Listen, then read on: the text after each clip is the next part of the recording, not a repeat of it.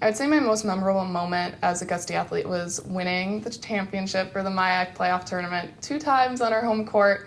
It was super exciting. We had a great fan section, especially the second year, so this previous fall. It was just a great environment. I'd say my sophomore year, we played St. Thomas. Friday we beat them 3-2, and then Saturday we beat them in a shootout, and the crowd was huge. Everyone was there. The baseball guys were pumping us up, yelling at the St. Thomas guys whenever they got a penalty. It was really fun. It was probably my favorite weekend. I'd say my most memorable moment was beating St. Thomas to win the MIAC playoff my freshman year.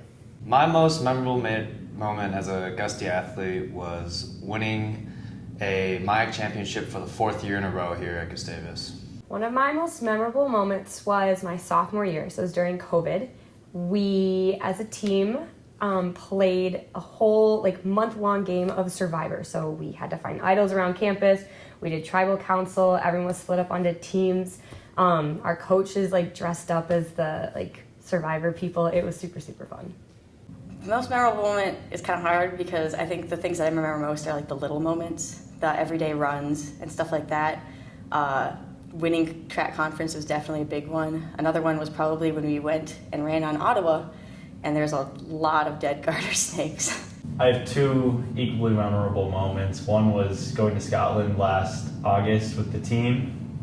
We played the best golf courses in the world, and it was incredible. The other is playing in the national championship last spring in Florida. My most memorable moment was probably winning the MIAC championship last year as a junior. It was the first time being here that we won a championship. My pre-meet ritual is having a large Domino's pizza with pineapple and bacon the night before a meet and eating the whole thing by myself. Pre-game rituals, well, as a team we all do the Cotton Eye Joe before the game, and then we play pelt, which is basically we just kick the ball, the soccer ball, as hard as we can at each other. Kind of dangerous, but we played anyway. And then some pregame rituals, I usually take my stick before every game, and then I have to kiss both sides of my blade. And then I can't let my blade touch the ground until warm-ups. And then I have to put my gear on right to left, so my right knee pad, then my left knee pad, right skate, left skate. I would always eat the same meal. I went to Herbs and Gerbs and got a sandwich from there. And then from freshman year to my 5th year, I listened to the same 5 songs. And then I would always put getting dressed, I would go right to left if there was something that was left and right. And then I would always, before getting on the ice, I would tap my toes twice on both sides and my shins twice on both sides. And then I'd walk out to the ice, try to be last. I always have to listen to music before a match, and the last song I have to play is the song Renata by Young Boy Never Broke Again. And then I always have to keep my long sleeve warm-up on throughout the entire warm-up, whether it's 95 degrees or freezing, I'm always keeping it on. And then the last one is I have to bounce the ball exactly 13 times before each serve. We usually all get together in a circle and we sing the Gustie Rouser. That's something we have done, whether you're in the van shouting it or if we're standing out on the course in a little circle. That's been a pretty big tradition for us. Yeah, as a team we have a few that we do together before the game in the locker room. Kind of private though, so we can't talk too much about them. Yeah, a couple. I don't like wearing the same socks I warmed up in my races. I like putting on fresh socks. If it's wet or cold, I like to roll around on the ground before the race. And also, before the official tells us to come to the line, I like to touch the ground 3 times. I get teased a little bit. I tie my shoes a lot, so I kind of have to get it right so it's the perfect tightness. So I'll be down there before the race, switching off feet and making sure they're good. But other than that, not really. Just kind of tying my shoes a bunch. We have to start off every warm up with "Just Wanna Rock," and after a good win, you got to end it with "Night Changes" by One Direction. My advice for Gustie athletes returning next year would be to just be present and kind of give it all you got. Nothing is ever guaranteed, so play every game like it's your last and just really enjoy it. At the end of the day, like the relationships and the memories are what's gonna stay with you the longest. So just soaking up every moment and having fun through everything you do.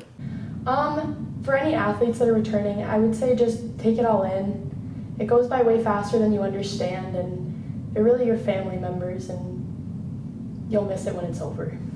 I would say just make sure to enjoy the ride, put in your best effort.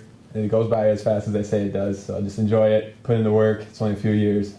I would say advice would be take it slow, don't rush through things. It goes so fast, everyone tells you that, but the fact that I'm sitting here and I'm a senior, I feel like I was just walking in the door yesterday. So really take advantage of every moment. My biggest piece of advice for returning Gustie athletes is probably to just maximize the time that you spend with your teammates.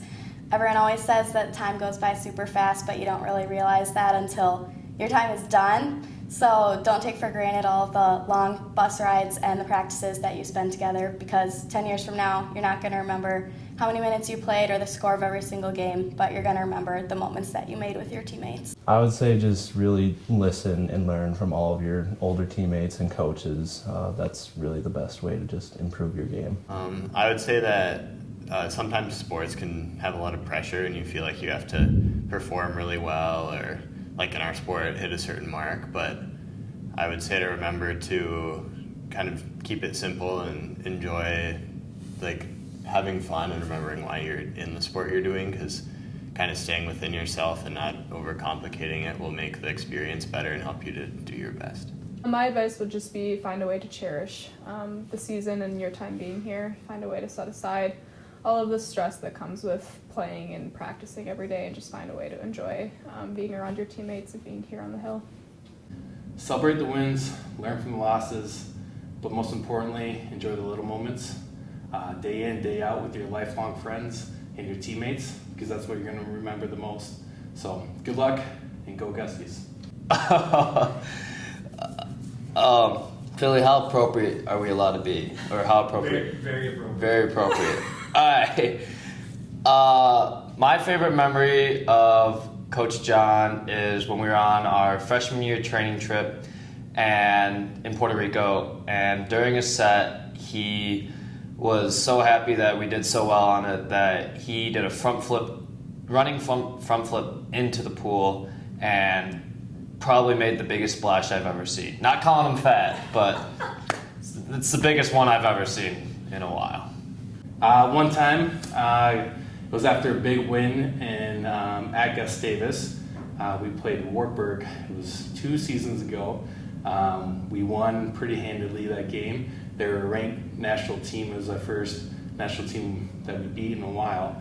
And at the end, we got together, and Coach Haugen was really excited, and he showed himself by showing some whips and nays all the way through. And so we had a dance-off at the end of the game. So it was really fun and a great moment for Gustavus. So so we usually go to like Subway or something like after a match, and there was one time where I convinced him that it was really good if you get egg on your sandwich, and I was like, no, it's really good, like it's blowing up on TikTok, like everyone's talking about it, it's like the new thing, it's really good. And then like the next weekend, he's sitting in line behind me, and I hear him order an egg to put on his sandwich, and he's like talking about it. He goes, no, I've heard, I can't remember who told me, but someone told me it's really good, and I'm just standing in front of him trying not to crack up, but I refused to tell him that it was a joke, and I'm taking that one to the grave.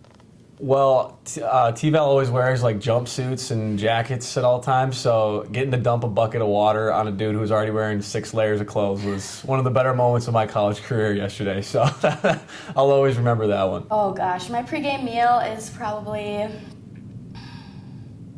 gonna have to think and then I'll say it again.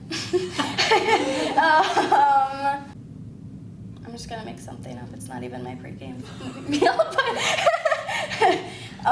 my favorite pregame meal is pesto pasta with chicken and getting some garlic bread from the calf.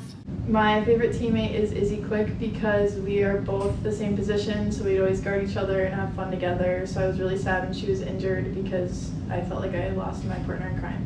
I would say my favorite teammate overall was Ryan Sklar. He comes back and visits us a lot, and we get to hang out with him even though he's gone.